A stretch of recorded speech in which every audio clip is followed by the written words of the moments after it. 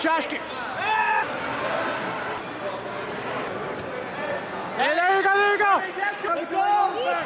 Let's go. Keep it up. Lock the guard up. You know what? Take it back now. Take it back. Take it back. Long jet.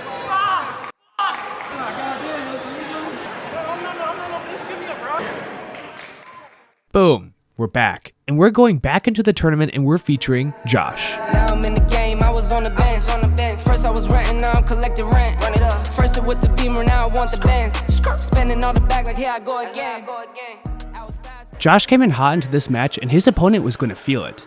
He starts off quickly by shooting underneath Josh, but Josh has since realized the guillotine is the best submission. He winds that thing up and goes high elbow immediately, then starts to turn on his hip. His elbow is so high that even though his opponent's pushing it down, he's still forced to tap and Josh gets a quick victory. His opponent made a big mistake.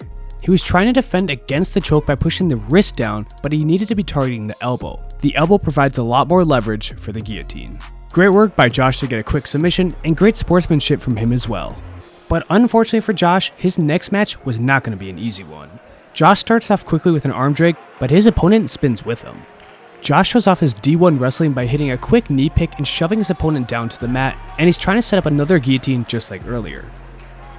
They do a lot of open guard work, but Josh doesn't want to stay in this entanglement for too long.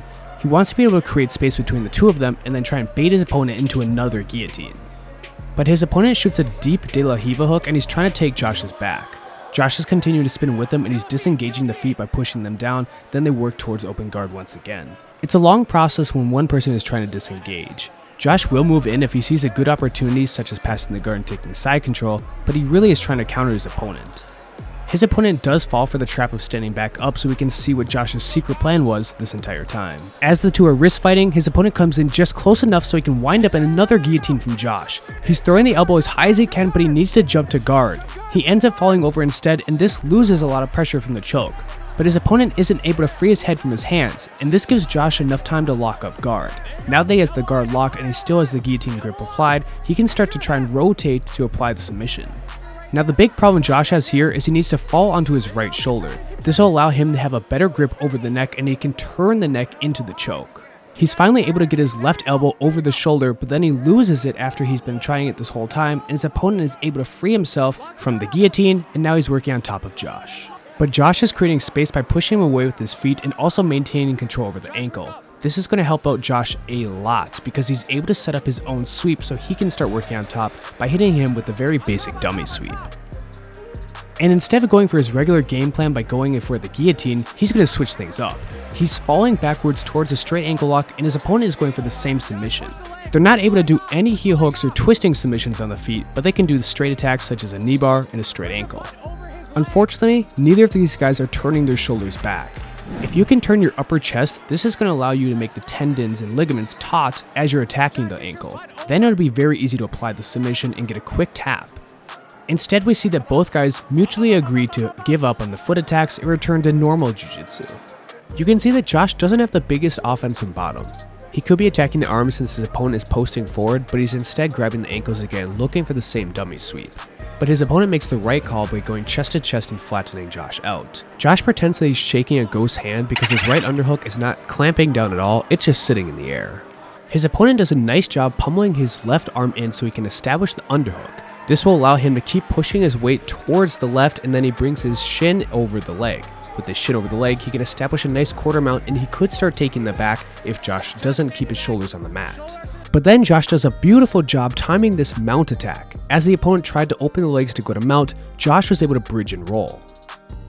As these two recenter in the middle of the mat, we can quickly see that his opponent is a lot more comfortable in guard.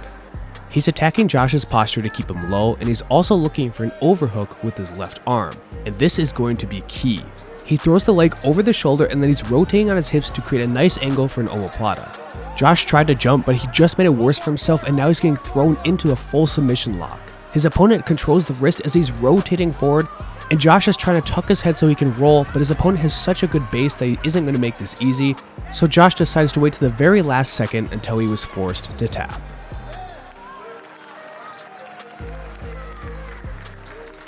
Josh had some solid moments with the guillotine, but at the end of the day, his opponent was better. But it didn't take Josh too long before he was in his next match, and he was starting off hot with some big hand fighting from the stand-up. And with enough rotation, his opponent decided to pull guard instead of getting taken down. But Josh didn't want to have to deal with the closed guard, so he decided to stand, and his opponent followed him. He was able to pummel his arm in so he could start working on the guillotine, but this time his opponent was much faster to pull himself down to the mat and pull into the closed guard, making this extremely tough to finish. They both do some light guard work, such as trying to control the posture, pushing the knees down trying to pass the guard, trying to be like Gordon Ryan and using a body lock pass, and even countering with a Kimura. But since Josh was past the legs, he had an opportunity to go for a spinning armbar on the same arm that was attacking with the Kimura. But Josh only has about a year of experience in Jiu Jitsu, so this technique is still pretty new to him. Nonetheless, he was able to use this to try and grab the back, but he didn't keep his hooks in deep enough, and then all tragedy is going to happen. He's sitting here letting his opponent jump over his leg, and his opponent is going for a knee bar. And of course, the worst happened. Josh refused to tap to the knee bar, and his knee got popped.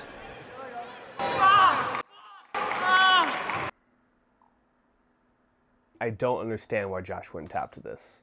He just saw what happened to his teammate earlier with Ben in the armbar, and then he didn't want to tap in this match. I want to win. Why would I tap? You're doing a local tournament where the prize is like a $5 medal. It really doesn't matter if you tap out. And I know I'm not his coach, so he may not listen to me as much as he would with the actual professor, but just tap. It's okay, especially with something like your knee where it's going to affect you for the rest of your life. The glory of 5 minutes of fame isn't worth a lifetime injury. And the difference with Ben's in this one is that Ben was still able to continue the match. I don't think it was a good idea that he didn't tap, but at least he was able to keep going. Whereas with Josh, he wasn't able to continue the match anyway. Just tap out. It's nice to see that his opponent definitely was looking out for his well-being. He didn't mean to do it that hard, and it's really all Josh's fault, not for tapping. Nonetheless, congratulations to Josh's opponent. He did great with that knee bar.